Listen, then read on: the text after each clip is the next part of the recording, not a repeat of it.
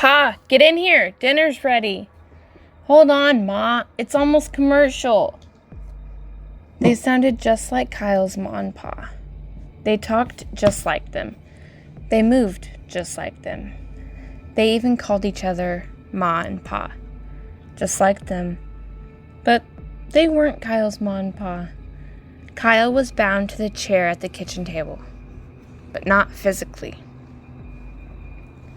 He was trapped there because he was too afraid to move anywhere else. Overhead, the dangling lamp swayed and rocked, casting a flickering and unstable light over the messy wooden table. Blood, still horribly fresh, ran across it, dripping off the sides. Kyle could see her moving around the edges of the light. She was slow, bulky, moving and swaying about the room.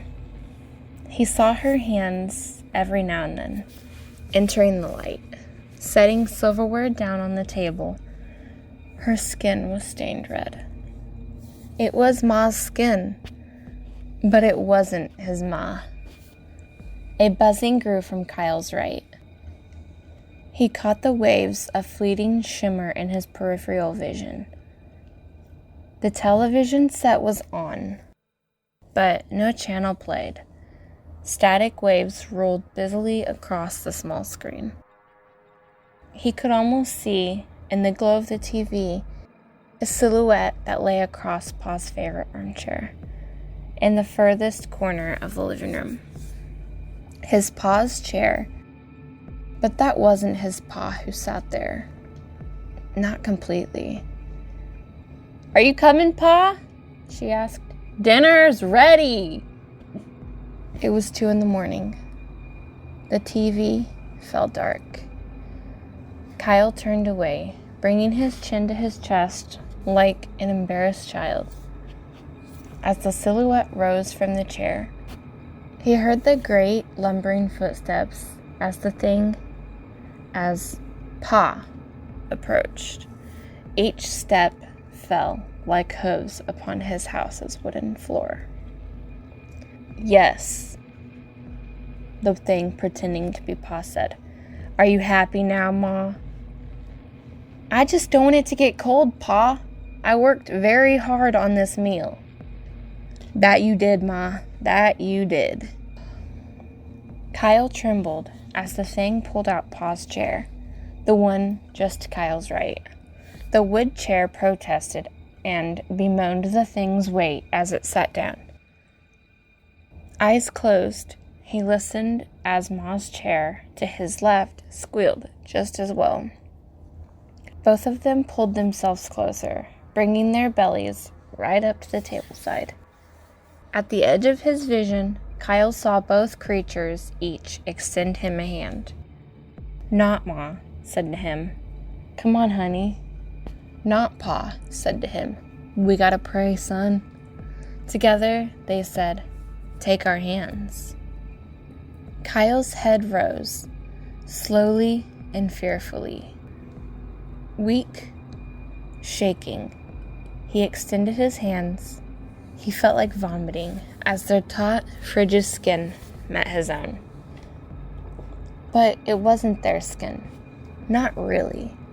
In the light, they could see he was crying, and he could see them.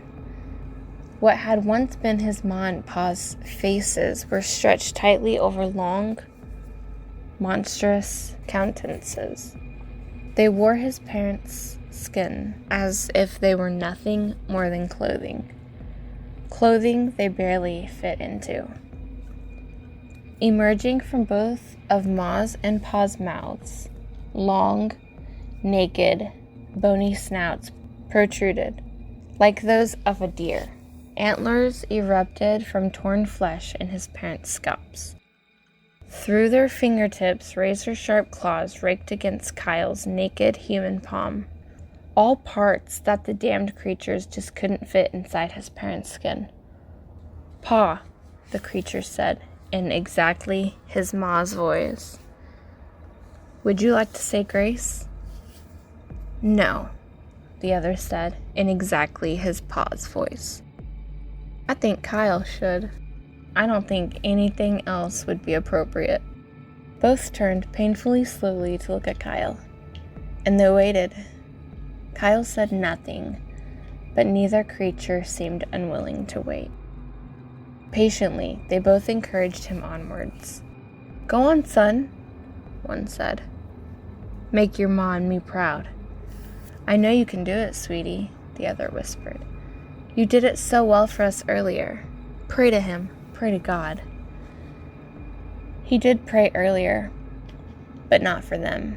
He prayed for the 2 corpses that lay on the table, the bodies from which the blood had flowed, the bodies that he had once known as Ma and Pa, the raw, naked bodies whose skin the 2 creatures beside him had stolen. The dinner that the 2 creatures spoke of, stammering and soft enough that just he could hear it, Kyle began to pray.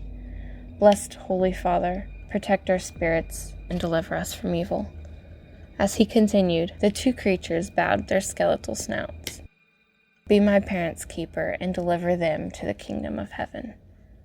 Then he paused. The creatures had both started to heave, to cough, and for a moment there was hope inside Kyle, hope in the power of prayer. It sounded almost like the creatures were choking, like they had been hurt by some divine intervention, but only a moment. Soon, as their noses grew and their heads raised, Kyle understood. They hadn't been harmed.